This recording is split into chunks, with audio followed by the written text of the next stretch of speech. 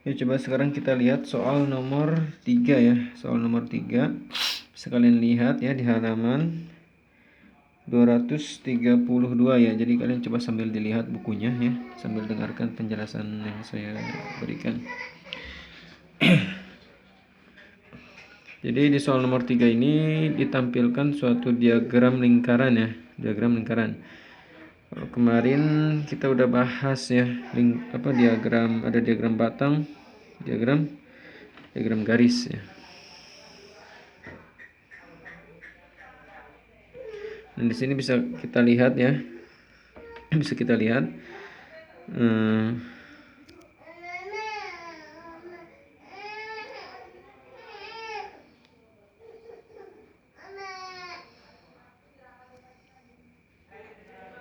Nah, bisa kita lihat di sini disediakan suatu diagram lingkaran ya, yang menunjukkan file yang terdapat di dalam flash disk milik kereta ya, yang berkapasitas 4 GB atau setara dengan 4000 MB. Jadi kalian di sini harus tahu ya bahwa 1 GB itu setara dengan 1000 MB ya. Dan 1 MB itu sama dengan 1000 kilobyte. Jadi kalau dari giga ke kilo, berarti 1 giga itu sama dengan 1 juta kilobyte ya. Jadi sini dikatakan katanya kapasitas flash disknya sebesar 4 giga atau 4000 MB ya. Lalu flash disk tersebut diisi dengan file musik, foto, data buku ajar matematik dan data lainnya ya. Dan nih ya flash disk Sirita nih, dari 100% tersebut ya, 40%-nya diisi dengan data buku ajar, lalu 20%-nya itu adalah foto,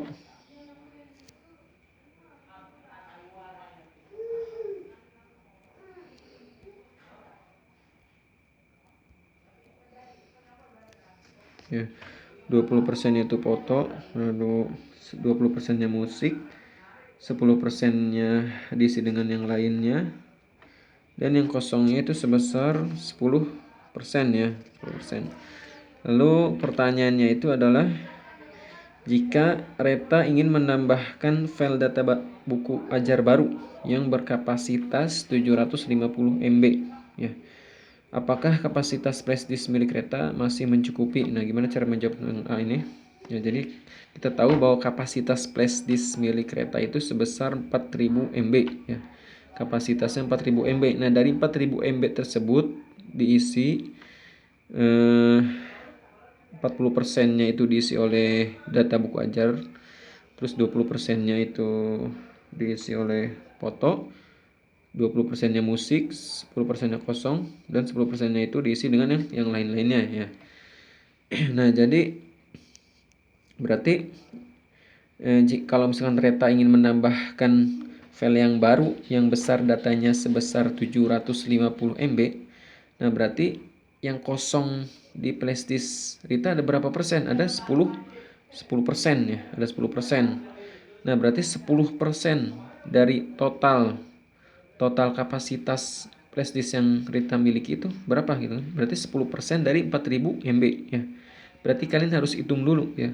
10% dari 4000 itu berapa ya? 10% dari 4000 itu adalah 400 MB ya. Jadi ternyata kapasitas yang kosong di flash disk milik Rita itu sebesar 400 MB, sedangkan file baru yang ingin dimasukkan Rita itu sebesar 750 MB. Nah, berarti kan tidak mencukupi ya. Jadi kapasitas file Rita itu tidak mencukupi untuk dimasukkan file yang baru yang besar itu sebesar 700 MB ya.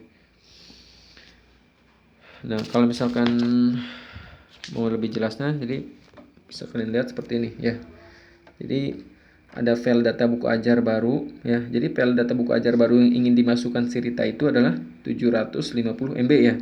Jadi si Rita itu ingin memasukkan file data buku ajar baru itu besarnya sebesar 750 MB. Nah, sedangkan flash disk yang kosong itu kapasitasnya cuma 10% ya. Berarti kan 10% dari total flash disk. yang Rita miliki, yaitu 4000 MB. Berarti 10% dari 4000 MB berapa? 10% dari 4000 berarti 10 per 100 dikali 4000. Hasilnya adalah 400 MB. Nah, berarti file yang kosong ya di presses Rita itu sebesar 400 MB, sedangkan yang ingin dimasukkan itu adalah 750 MB. Nah, berarti pertanyaan dari buku ini ya, apakah kapasitas presses milik Rita masih mencukupi? Berarti jawabannya adalah tidak mencukupi. Nah, penjelasannya yang tadi udah saya jelaskan, karena kapasitas yang dimiliki itu hanya sebesar 400 MB, berarti masih kekurangan ya, tidak mencukupi. Itu berarti jawabannya ya. Lalu yang B-nya, jika Reta tidak ingin menghapus file foto, file data buku ajar, dan file data lainnya di flashdisknya, berapa persen dari keseluruhan file musik yang harus dihapus agar data buku ajar baru dapat ditambahkan ke dalam flashdisk? Nah, gitu ya. Coba kalian pahami dulu nih, kira-kira kalian pertanyaan ngerti gak? Ya. Jadi ini masih berkaitan dengan pertanyaan yang A ya, masih berkaitan dengan pertanyaan yang A. Jadi tadi kan kita tahu ya bahwa file yang kosongnya sebesar 10%, artinya file yang kosong itu sebesar 400 MB.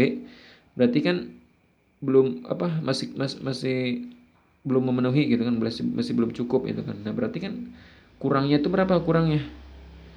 400 MB yang kosongnya, sedangkan yang mau dimasukkan itu adalah sebesar 750 MB. Berarti kurang berapa? Kurang 350 MB. Nah, berarti kan kurangnya itu 350 MB. Nah, di sini berarti Rita kan harus menghapus file yang ada ya. Rita harus menghapus file yang ada. Sedangkan di sini dikatakan Rita tidak ingin menghapus file foto ya. Tidak ingin menghapus file data buku ajar dan file lainnya. Berarti kan nih otomatis Rita harus menghapus file musik ya, yang 20% itu kan. 20% dari total berapa gitu kan ya. Nah, berarti pertanyaannya, dari 20% file musik itu berapa yang harus dihapus agar ya, agar yang sisa tadi itu ya bisa masuk ke dalam flash disknya. Jadi kalau kita thread ya, jadi seperti ini. Jadi file musiknya itu kapasitasnya di soal tadi dikatakan sebesar 20% ya. Jadi coba kalian sambil mendengarkan yang saya jelaskan, coba kalian sambil dilihat ya bukunya ya. Jadi buku materi, buku pegangan siswa yang kalian miliki sambil dibuka, sambil dilihat, sambil kalian dengarkan penjelasan saya. Jadi jadi apa? Supaya lebih mudah dipahami gitu kan. Ya, jadi file musiknya itu sebesar 20% ya. Jadi dari 20% ini ya, berapa yang harus dihapus ya. Jadi kita hitung dulu kan, file musik 20% dari total. Berarti 20 per 100 dikali 4000. 4000 ini total kapasitas flash disk yang si Rita punya gitu kan. Berarti 20% dari 4000 itu adalah 800 MB ya. Jadi file musik di dalam flash disk si Rita, file musiknya itu sebesar 800 megabyte atau MB ya.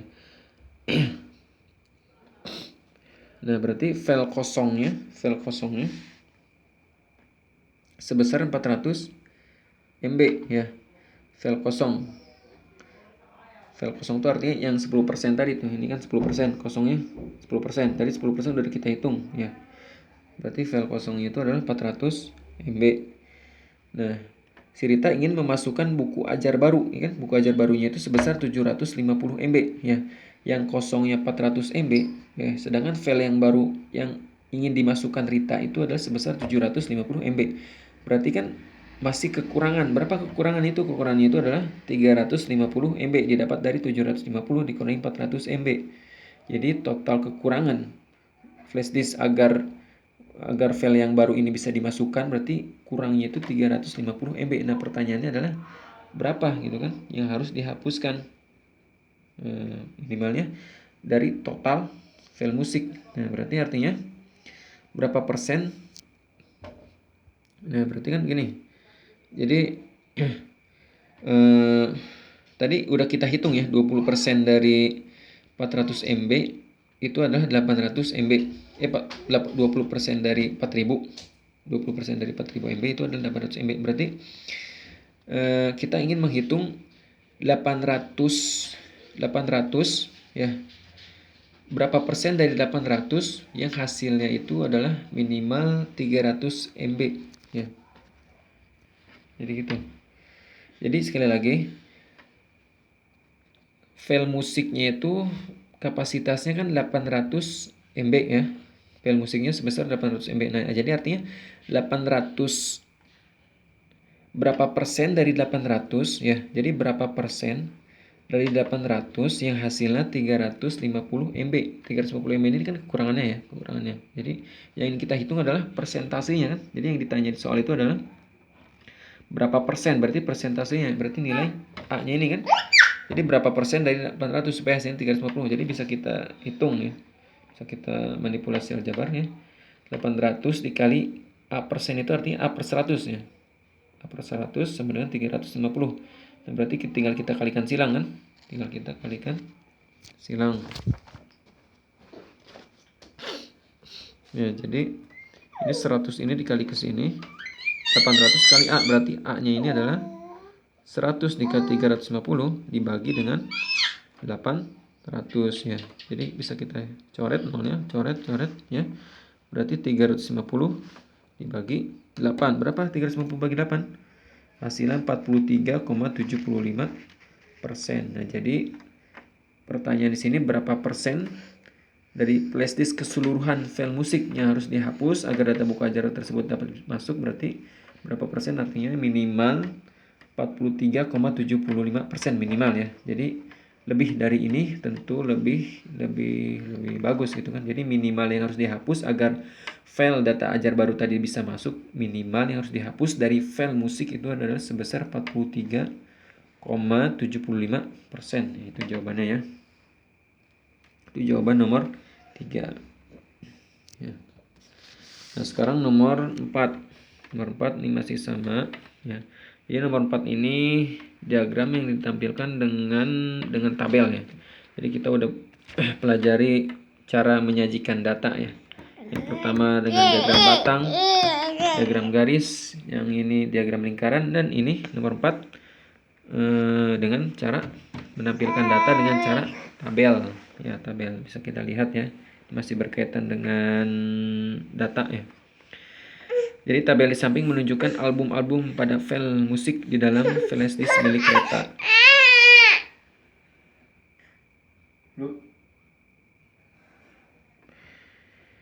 Lalu dia ingin menambahkan file data buku ajar baru yang berkapasitas 750 MB tersebut. Tetapi dia hanya ingin menghapus file musik miliknya dengan syarat minimal 3 album pada file musik miliknya yang dihapus ya. Lalu pertanyaannya, apakah mungkin bagi Reta untuk memasukkan file data buku ajar baru ke dalam flashdisknya? Ya, jelaskan. Nah, jadi cara pengerjaannya adalah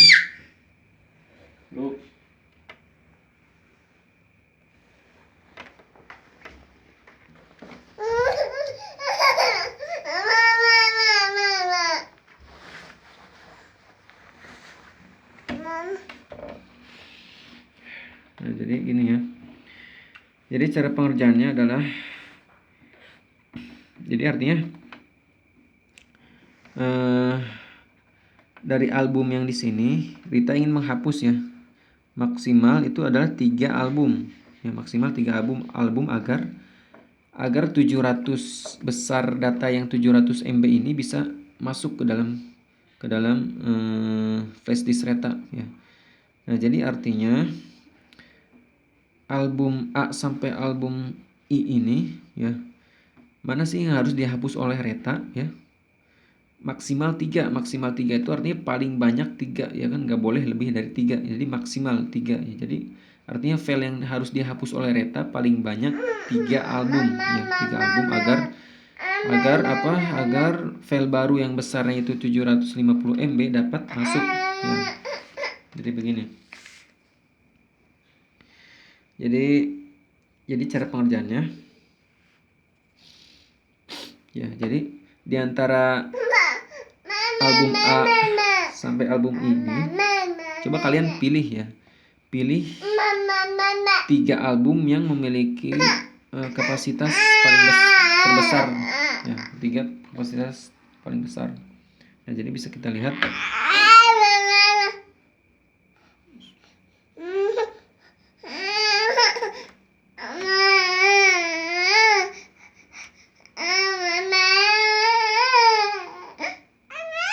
Jadi begini ya. Jadi file yang ingin ditambahkan pada file data buku ajar baru itu adalah sebesar 750 MB ya. Lalu cerita ini hanya boleh menghapus maksimal ya. Maksimal 3 album.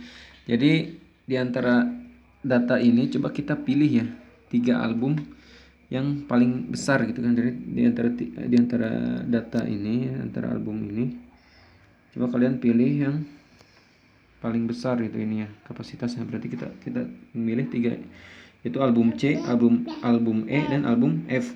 Yang besar kapasitasnya itu adalah album C 125 MB, album E 152 MB, dan album F 95 MB. Berarti totalnya itu adalah 472 MB ya. Jadi kita memilih 3 album terbesar, dari ini ya. Jadi ternyata sudah kita pilih 3 album terbesar, ternyata totalnya itu adalah cuman 472 MB. Sedangkan yang mau dimasukkan file barunya itu adalah 750 MB. Nah, berarti kesimpulannya apa? Kesimpulannya adalah pertanyaan ini kan apakah mungkin ya Reta untuk memasukkan file data buku ajar yang baru? Berarti jawabannya adalah tidak mungkin ya, karena masih kekurangan ya. Jadi karena yang maksimal dihapus cuma 3 album ya, nggak boleh lebih dari 3 ya kan, maksimal 3 album itu nggak boleh lebih dari 3. Jadi setelah kita pilih ya dari 3 album terbesar ini, ternyata totalnya itu adalah 472 MB. Jadi masih kurang. Jadi artinya tidak memungkinkan bagi kita untuk memasukkan file yang baru ini ya. File yang baru sebesar 750 MB tidak mungkin dimasukkan karena ya, jadi hanya bisa maksimal ya. Hanya bisa maksimal itu cuma 472 MB. Jadi seperti itu ya. Nah, sekarang lanjut soal nomor 5 ya. Soal nomor 5. Kalian lihat. Sini ada data juga ya, data ya, yang digambarkan dengan diagram garis ya. Diagram garis, datanya itu berupa data pertumbuhan kecambah dalam 2 kondisi yang berbeda ya.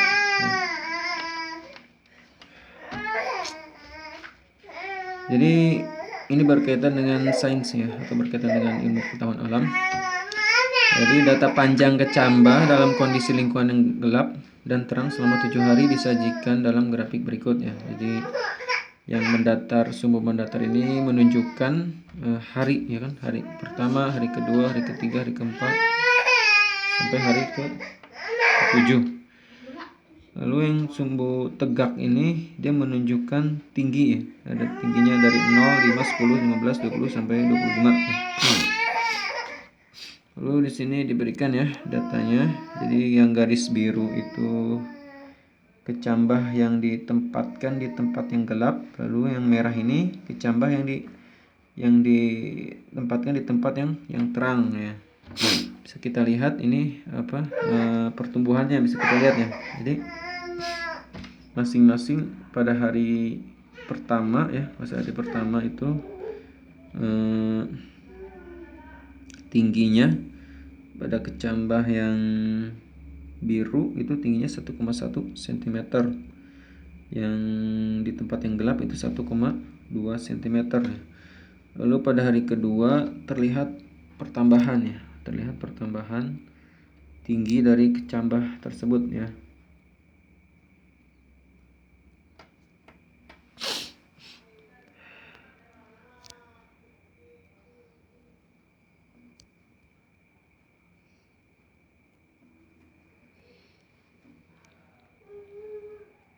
Ini bisa kalian lihat ya. Jadi hari pertama, hari kedua itu ya, kecambah yang ditempatkan di tempat yang terang itu pertumbuhannya naik menjadi 5,4 ya, 5,4 cm. Lalu di tempat yang gelap naik 7,7 cm. Lalu pada hari ketiga di kecambah yang di tempat terang naik menjadi 8 cm.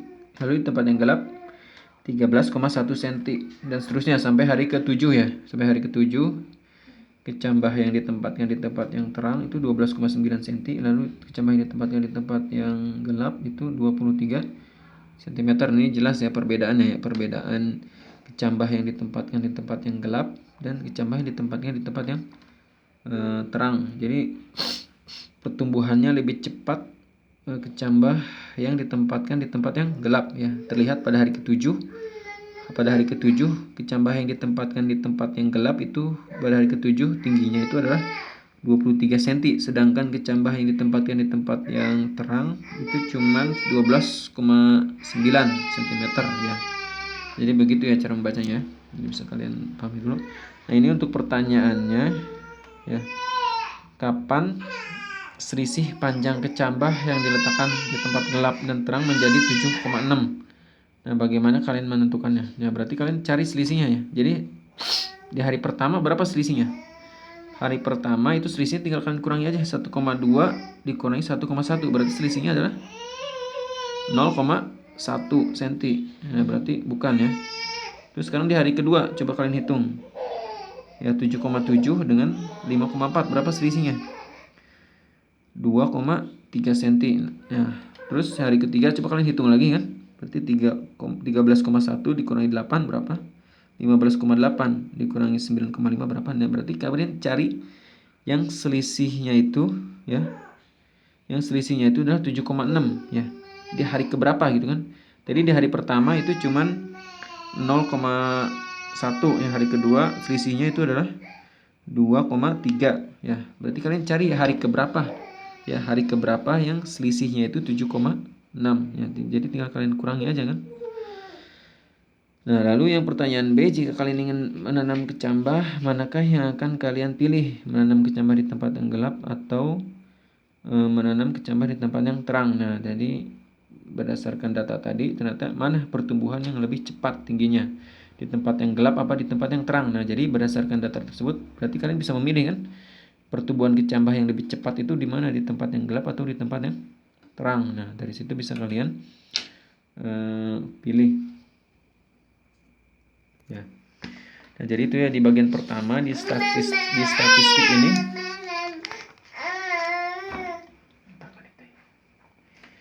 Jadi di bagian pertama di materi statistik ini, jadi kalian mengenal terlebih dahulu gimana cara menyajikan data ya. Di awal kita sudah belajar ya cara menyajikan data. Ternyata ada yang menyajikan data dengan diagram batang ya, dengan diagram garis ya, dengan tabel ya, terus juga dengan diagram lingkaran ya. Jadi di bagian pertama ini kalian belajar gimana cara membaca data ya, gimana cara membaca data dari suatu data ya, dari suatu diagram, baik itu diagram batang, garis, lingkaran ya. Gimana kalian cara menginterpretasikannya atau cara membaca suatu data tersebut ya, dan memahami ya gimana data tersebut dapat disajikan. Nah, itu di bagian pertama, yaitu cara penyajian data.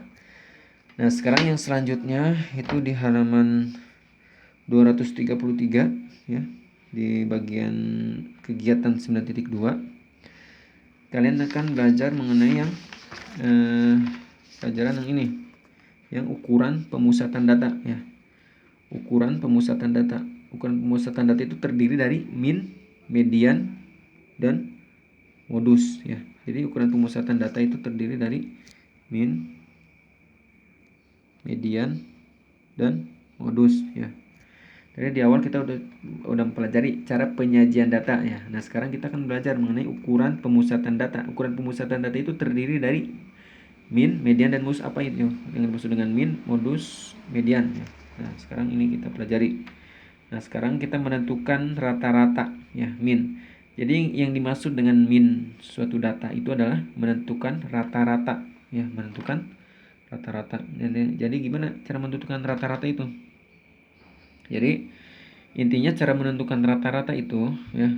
Jadi jika suatu misalkan kalian melihat atau mengamati ya suatu data, misalkan kalian di kelas, misalkan di kelas kalian mengamati misalkan tinggi badan ya, tinggi badan teman-teman kalian di kelas, misalkan ada yang 170, ada yang 105, ada yang 165, ada yang 150, ada yang 140 dan lain-lain, ada 135. Nah, dari sekian siswa yang di teman sekelas kalian, ada dari 30 orang atau 31, 32 orang, ya, kalian bisa menemukan beragam tinggi badan. Nah, dari misalkan 30 orang siswa tersebut yang tinggi badannya itu beragam, nah, ya, jadi kalian bisa menghitung berapa rata-rata tinggi badan, ya, di teman sekelas kalian. Caranya bagaimana? Berarti caranya harus kalian jumlah total semua dulu. Berarti total teman kalian di kelas misalkan ada 30 orang. Berarti kalian hitung, ya, tinggi badan dari 30 orang itu hitung berapa? Misalkan 170 tambah 165, 150. Terus kalian hitung dibagi dengan banyaknya data. Banyaknya data itu berarti banyaknya siswa teman sekelas kalian. Berarti dibagi dengan 30. Nah, itulah cara menghitung min atau rata-rata. Ya, jadi sekali lagi, cara menghitung min atau rata-rata adalah kalian hitung semua total datanya. Jadi kalau berkaitan dengan tinggi badan berarti kalian hitung tinggi badannya semua, dihitung dibagi dengan jumlah data. Ya, jadi misalkan kalian ingin menghitung rata-rata, ya, rata-rata tinggi badan di kelas, ya. Di kelas itu misalkan jumlah siswanya 30. Nah, berarti kalian dari 30 teman kalian itu, 30 siswa itu kalian hitung rata-rata tinggi badannya. 170 tambah 165 tambah 190 tambah 140 tambah 135 dan semua sampai 30 siswa dibagi dengan banyaknya data. Banyak data misalkan 30 orang, ya, berarti dibagi 30 orang, ya. Nah, itulah menghitung rata-rata, ya. Nah, jadi rata-rata itu merupakan salah satu contoh ukuran data, ya. Ya, jadi kalian juga bisa menghitung data-data lain, ya. Misalkan menghitung nilai, nah, ya, misalkan dari 30 orang siswa misalkan ingin menghitung nilai rata-rata matematik, ya, misalkan dari 30 orang misalkan nilainya itu ada yang 20, ada yang 30, ada yang 60. Nah, berapa rata-rata yang berarti dijumlah dulu nilai matematik dari 30 orang dibagi dengan eh, banyaknya data, berarti dibagi dengan 30 orang, ya. Jadi itu adalah cara menghitung min atau rata-rata dari suatu data. Nah, bisa kalian lihat lagi ini di halaman selanjutnya. Nah, di sini misalkan di sini ada suatu data, ya. Ada data nama-nama presiden dan wakil presiden. Bisa kalian lihat, ya. Di sini ada data, ya, berupa nama presiden, lahir, terus dilantik pertama kali tahun berapa, usia dilantik pertama kali, lalu wafatnya dan usianya, ya. Bisa kalian lihat ini adalah suatu contoh daripada data, ya. Ada nama, lahir, ya, dan seterusnya sampai usia, gitu, ya. Nah, ini juga ada, ya, ada nama wakil presiden. Coba kalian amati terlebih dahulu, ya.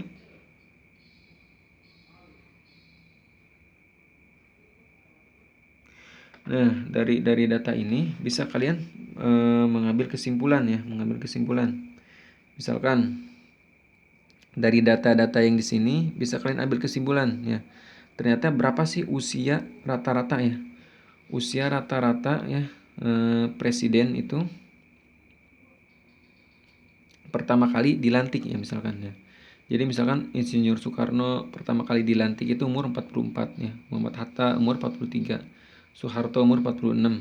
Terus Sri Sultan Hamengkubuwono ke-9 itu umur 61 dan seterusnya, kan. Nah, di sini kalian coba dari data ini bisa kalian hitung, misalkan ingin mencari berapa usia rata-rata presiden dan wakil presiden dilantik, ya. Jadi misalkan di sini ada berapa data nih? Misalkan ada 1 2 3 4 ada 10 misalkan, ya. Jadi ada 10 data 10 data dari presiden dan wakil presiden, ya. Misalkan pertanyaannya berapa usia rata-rata, ya, presiden dan wakil presiden dilantik umur keberapa, gitu kan. Nah, berarti kalian harus hitung dulu, ya. Hitung dulu usianya. Hitung dulu, berarti 44 ditambah 43 tambah 46 tambah 61 tambah 61 tambah 59 tambah 61 tambah 58 tambah 62 tambah 59 dibagi dengan berapa data tadi? Ada 10, ya. Ada 10. Nah, itulah rata-rata rata-rata usia presiden dan wakil presiden ketika pertama kali dilantik, ya, gitu. Atau bisa juga dari data ini kalian bisa mencari data lain, misalkan berapa sih rata-rata presiden dan wakil presiden ketika wafatnya, ya. Jadi misalkan sekali lagi, berapa sih usia rata-rata presiden dan wakil presiden ketika wafat atau meninggal dunia. Nah, berarti kali kita fokus ke usianya, ya. Jadi usia Soekarno ketika meninggal itu umur 69. Lalu usia Muhammad Hatta ketika meninggal umur 78. Usia Soeharto ketika meninggal umur 87 dan seterusnya. Ya. Misalkan sampai sini. Ya. Misalkan yang ingin kita hitung adalah usia rata-rata presiden dan wakil presiden, ya, yang meninggal umur berapa gitu kan, ya. Berarti kalian harus menghitung dulu ini usianya. Lalu berapa jumlah data, misalkan ada berapa di sini yang sudah meninggal. Yang sudah meninggal 2 3 4 5 6 7 8, misalkan 8 lah katakan. Berarti banyaknya data ada 8. Dari 8 presiden dan wakil presiden tersebut kalian hitung dulu usia yang meninggal.